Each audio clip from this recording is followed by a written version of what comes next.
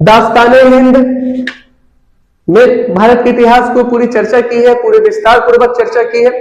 लेकिन इन्होंने जो चर्चा की है वो अपने सुल्तान के बारे में अच्छा और हमारी शासन व्यवस्था के बारे में अच्छे से नहीं बताया है।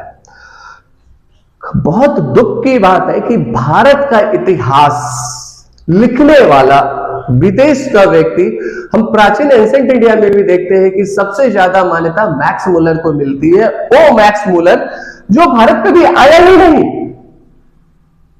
और यूरोप जर्मनी में बैठ कर भारत का इतिहास लिख दिया और उसको मान्यता भी मिल गई।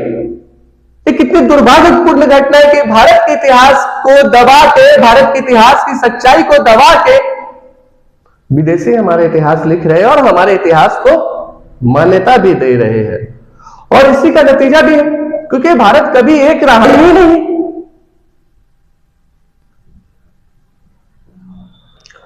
चंद्रगुप्त मौर्य, सम्राट अशोक, बिंदुसार यानी मौर्य साम्राज्य और गुप्त साम्राज्य के पतन के बाद भारत टुकड़ों टुकड़ों में बढ़ता चला गया, जिसका कसर यहां से स्टार्ट हुआ, दिल्ली सल्तनत में भी दिखा, मुगल काल में भी दिखा और उसके बाद औरंगजेब के बाद उनके उत्तराधिकारी जो होंगे कमजोर होंगे, कमजोर होने के बाद बचा कुसा कसर अंग्रेजों ने पूरा कर दिया।